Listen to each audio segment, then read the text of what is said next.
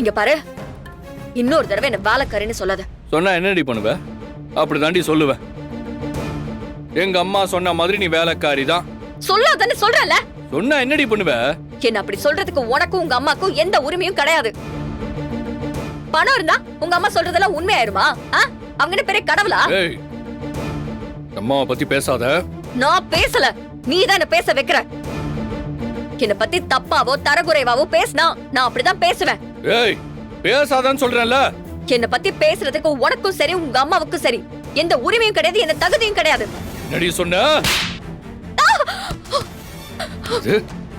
எங்க அம்மாவுக்கு தகுதி இல்லையா? ஏய், எங்க அம்மாவை பத்தி ஏதாவது பேசுன நான் என்ன பண்ணுவேன்னு எனக்கே தெரியாது. என்னைய அடிச்சிட்டல. ஏய், நீ ஓவரா பேசினா பார்த்துட்டு சும்மா இருப்பாங்களா? உனக்கு என்னடி அவ்வளவு திமிரு? எங்க அம்மா உன்னை வேலைக்காரின்னு சொன்னோன்னே உனக்கு அவ்வளவு கோபம் வருதா?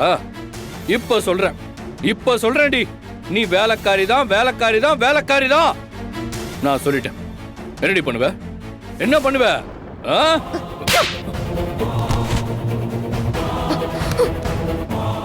என்ன பத்தி பேசுனா நானும் திரும்பி அடிப்பேன். என் மரியாதைக்கோ தன்மானத்துக்கோ ஏதாவது ஒரு பிரச்சனைனா நானும் இப்படிதான் ரியாக்ட் பண்ணுவேன்.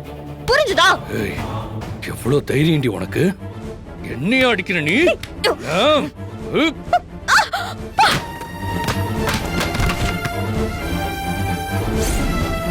இனிமே இந்த 2 குழந்தைகளும் உன் குழந்தைங்க இல்லடி, ஏன் குழந்தைங்க.